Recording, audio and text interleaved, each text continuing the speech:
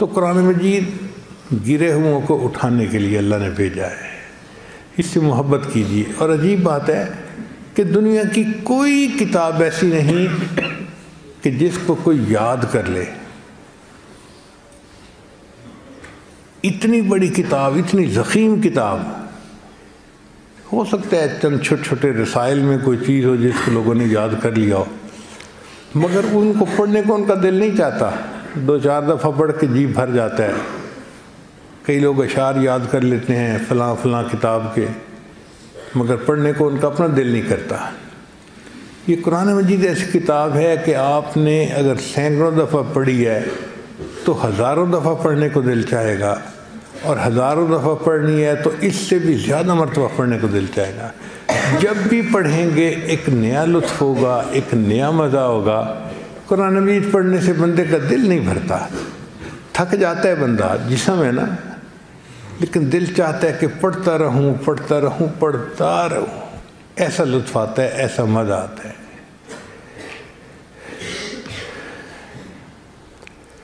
پھر کوئی کتاب دنیا کی ایسی نہیں کہ جس کو اتنے اچھے انداز سے پڑھا جا سکتا ہو۔ یہ قرآن مجید ہی کی شان ہے۔ آپ دیکھیں آج قاری صاحب نے جو تلاوت کی تو کتنی خوبصورت تلاوت کی، دل خوش ہو گیا، دل سے دعائیں نکل رہی تھیں۔ کوئی اور کتاب پڑھ کے دکھائے نا اس طرح۔ یہ قرآن مجید ہی ہے کہ جس کی یہ شان ہے کہ وہ اتنے اچھے انداز سے پڑھا جاتا ہے، اور سیکھنے والے طلباء محبت سے سیکھتے ہیں اور پڑھتے ہیں۔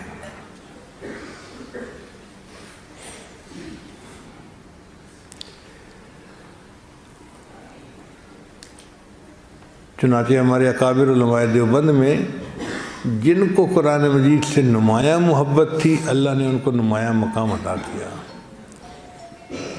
حضرت شیخ الہند رحمۃ اللہ علیہ نے ایک نمایاں مقام پایا، اور علماء جانتے ہیں کہ ان کا قرآن مجید کے ساتھ کیسا گہرا تعلق تھا۔ پھر حضرت اختر تھانوی رحمۃ اللہ علیہ، اللہ نے ان کو دین کے ہر شعبے میں بہت نمایاں ممتاز عطا فرمایا، اور ان کی جو تفسیر بیان القرآن ہے وہ تو پڑھ کے دل خوش ہو جاتا ہے۔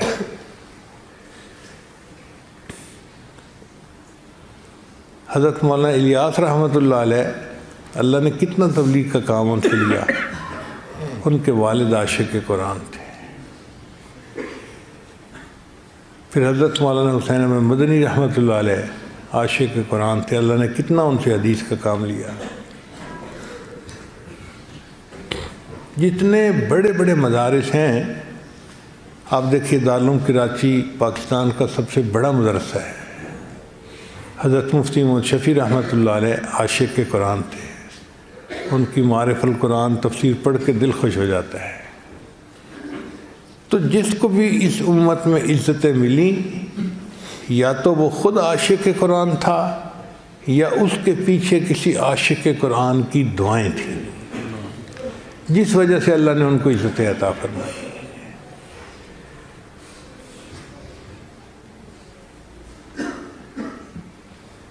میرے شیخ جو تھے حضرت مرشد عالم رحمۃ اللہ علیہ، وہ عاشق قرآن تھے۔ ہم نے ان کے قرآن مجید کی محبت کے عجیب عجیب انداز دیکھے۔ سفر سے تھکے ہوئے آتے تھے، اور ہمارا دل چاہ رہا ہوتا تھا کہ بس اب ہمیں اشارہ ملے اور ہم لیٹ کے سو جائیں، اور حضرت رحمۃ اللہ علیہ کسی قاری کو اشارہ فرماتے تھے قرآن سناؤ۔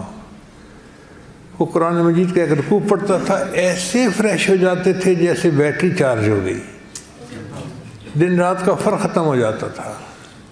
فرماتے تھے یہ قرآن میری غذا ہے۔ اللہ اکبر کبیرہ۔ چنانچہ قرآن مجید کے جو طلباء ہوں، ان سے نبی علیہ السلام کو خصوصی محبت ہے۔ طبرانی رحمۃ اللہ فرماتے ہیں کہ ہم 3 دوست تھے، ابو شیخ، طبرانی اور ایک اور تھے۔ ہم تینوں مسجد نبی میں سبق پڑھا کرتے تھے، حدیث پڑھاتے۔ ہمارے پاس کھانا پینا ختم ہو گیا۔ اچھا، آج کل تو مدارس کے اندر مطبخ ہوتا ہے، طباخ ہوتا ہے، اور مدرسے والے روٹی کا انتظام کرتے ہیں۔ پہلے ایسا نہیں تھا۔ استاد صرف سبق پڑھاتا تھا، کھانے پینے کا انتظام طلباء خود اپنا کیا کرتے تھے۔ تو وہ کہتے ہیں کہ ہمارے پاس کھانے پینے کا سامان ختم ہو گیا اور ہم نے پانی سے ہی روزہ رکھنا شروع کر دیا، پانی سے ہی افطار کرنا شروع کر دیا۔ 2-3 دن گزرے تو اتنی نقاہت ہو گئی کہ ہم سے تو اٹھ کے بیٹھا نہیں جاتا تھا۔ میرے باقی دوست کہنے لگے بھئی ہم سے تو اتنی بھوک برداشت نہیں ہوتی، میں تو چلتا ہوں۔ میں نے کہا نہیں، میں ابھی کچھ دن مسجد نبوی میں مزید رہوں گا۔ تو وہ چلے گئے، میں رہ گیا۔ اب میں بھی اتنا ویکنس فیل کر رہا تھا کہ اٹھتا تھا تو مجھے چکر آتے تھے۔ 2-3 دن بندہ بھوکا رہے تو اپنی اوقات سمجھ میں آ جاتی ہے۔ کہتے ہیں کہ میں لیٹا ہوا تھا، اچانک مجھے خیال آیا کہ تبرانی، تم تو مسجد نبوی کے طالب علم ہو، تو نبی علیہ الصلوۃ والسلام کے شاگرد ہو، مسجد کے شاگرد ہو، جاؤ اور اپنے میزبان کو جا کے بتاؤ۔ کہتے ہیں کہ میں اٹھا اور نماز شریف پہ حاضر ہوا اور میں نے جا کے صلاۃ والسلام پڑھا اور آخر پہ اتنا کہا، یا رسول اللہ الجو، اے اللہ کے رسول اللہ مجھے بہت بھوک لگی ہے، صرف اتنے الفاظ کے، یا رسول اللہ الجو، اور میں مسجد سے باہر نکل گیا۔ جیسے ہی مسجد سے باہر نکلا تو ایک بندہ میرا نام لے کے پکار رہا ہے، تبرانی تبرانی تبرانی۔ میں حیران، بھئی میرا تو کوئی یہاں واقف نہیں، کون ہے جو میرا نام پکار رہا ہے؟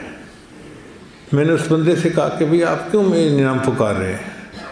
اس نے کہا میں مسجد نبوی کا پڑوسی ہوں، میرے گھر کی دیوار اور مسجد کی دیوار ایک ہے۔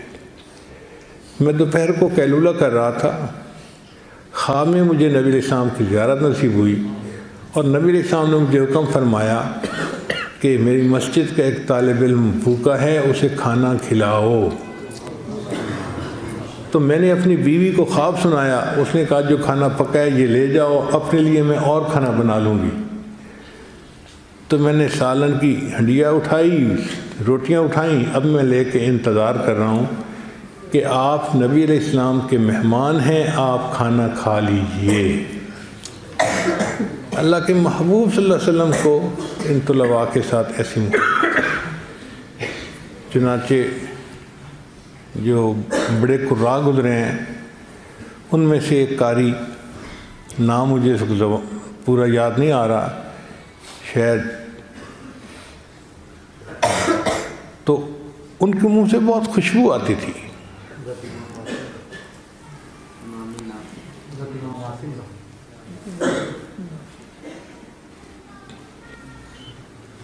نام چونکہ مجھے ابھی یاد نہیں آ رہا، اس لیے میں نام لینے میں جلد بازی نہیں کر رہا۔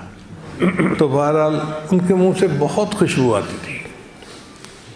شاگرد حیران ہوتے تھے کہ پتہ نہیں حضرت منہ میں کوئی چھوٹی الائچی رکھتے ہیں یا کوئی اور خوشبودار چیز رکھتے ہیں کہ منہ سے اتنی خوشبو آتی ہے،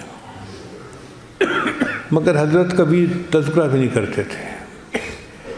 ایک دن ایک شاگرد تھا جو لسوڑا قسم کا طالب علم تھا، وہ چپک گیا، حضرت آپ کیا منہ میں رکھتے ہیں کہ اتنی خوشبو آتی ہے؟ انہوں نے بتایا کہ بھئی میں تو کچھ منہ میں نہیں رکھتا، حضرت اتنی خوشبو آتی ہے۔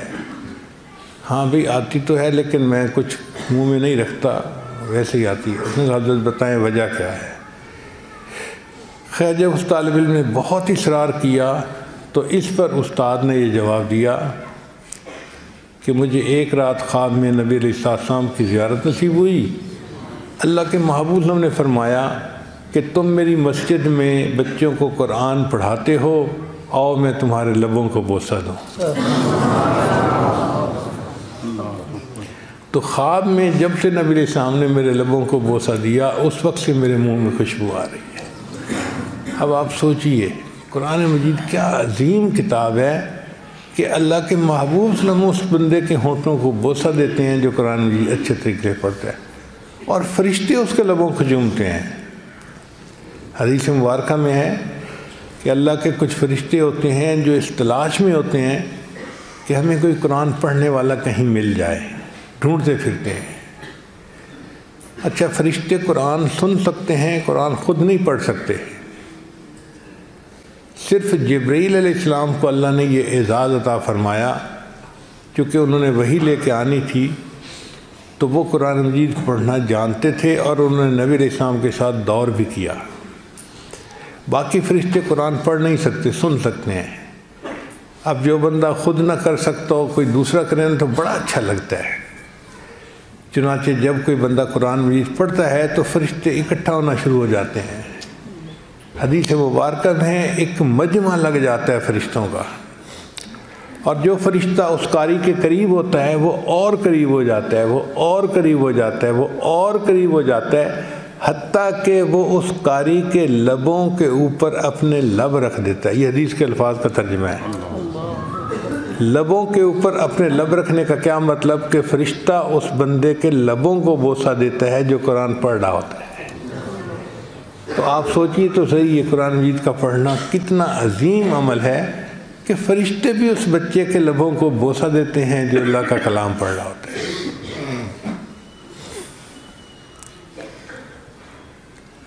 پھر یہ جو قرآن مجید پڑھنے والا طالب علم ہے، یہ اللہ سے ہم کلامی کر رہا ہوتا ہے۔ آپ نے ٹیلی فون کرتے ہیں نا، تو ایک بات آپ کرتے ہیں، اگلا ایک بات کرتا ہے، پھر آپ کرتے ہیں، پھر اگلا کرتا ہے۔ قرآن مجید بھی اسی طرح اللہ تعالیٰ سے ٹیلی فونک گفتگو کرنے کی مانند ہے۔ حدیث پاک میں آتا ہے، بندہ پڑھتا ہے الحمدللہ رب العالمین، اللہ تعالیٰ جواب میں فرماتے ہیں حمدنی عبدی، میرے بندے نے میری حمد بیان کی۔ پھر بندہ پڑھتا ہے الرحمن الرحیم، اللہ جواب دیتے ہیں میرے بندے نے میری ثنا بیان کی۔ ہم کلامی ہو رہی ہوتی ہے۔ اب آپ دیکھیں، آج اگر کسی سے محبت ہے تو فون پہ باندھ کر کے بندے کو کتنا لطف اور مزہ آتا ہے۔ نوجوان بچے تو گھنٹوں باتیں کرتے ہیں، تو قرآن مجید پڑھنے والا اللہ سے ہم کلامی کر رہا ہوتا ہے۔ آپ سوچیں، ان کا دل نہیں کرتا ہوگا کہ ہم تو گھنٹوں اپنے اللہ سے باتیں کرتے رہیں، اس لیے وہ ساری رات قرآن مجید کی تلاوت کرتے رہتے تھے۔